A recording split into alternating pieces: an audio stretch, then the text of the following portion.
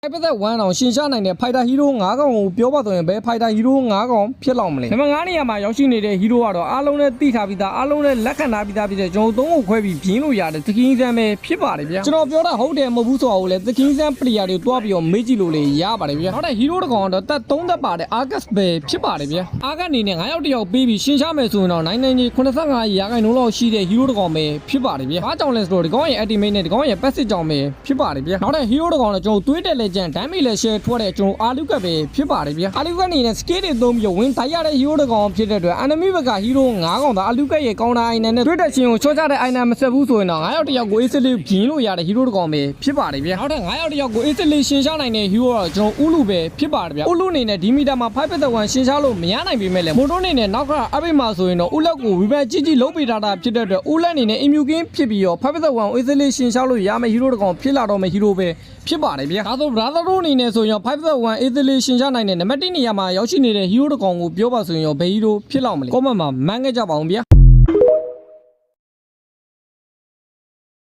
爸，为什么个？你不能。别了呀，别了啊！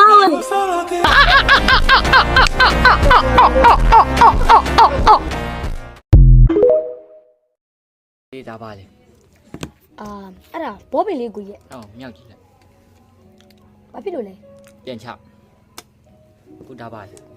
အဲ့ဒါအောက်ခဲလေးကိုရဲ့โอเคမြောက်ကြည့်လိုက်မလဲအဲ့နှစ်ခုမှာဘယ်ရောက်ဘူးလေးလေအောက်ခဲကပိုလေးရဖို့ကိုရဲ့အဲ့တော့မင်းကြည့်လိုက်ရင်โอเคထမ်းပြီးအလုံးလုံးပါလားဘောပင်ကင်ပြီးတော့အလုံးလုံးပါလားဘောပင်ကင်ပြီးအလုံးလုံးမှာဘောကိုရဲ့အဲ့ဆိုမင်းခုဘာလုပ်တင်လဲအိုးကျွန်တော်စားသွားလုပ်တင်တယ်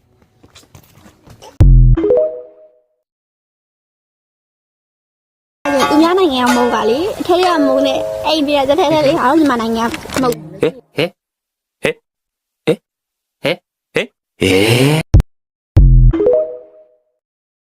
ဒီအချက်ဘေးအုပ်အော်ဒန်တိုမျိုးတွေကတခုခုကိုကြားလိုက်ရပြီဆိုရင်တော့တင်ကတကယ့်ကိုအန်ဒီရဲ့အကြီးကြီးနဲ့ရင်ဆိုင်နေရပြီလို့မှတ်လိုက်ပါပထမဆုံးတစ်ခုကတော့ modulator လို့ခေါ်ပါတယ်အတန်ကတော့ဒီလိုအတန်ကြီးထွက်ပါတယ်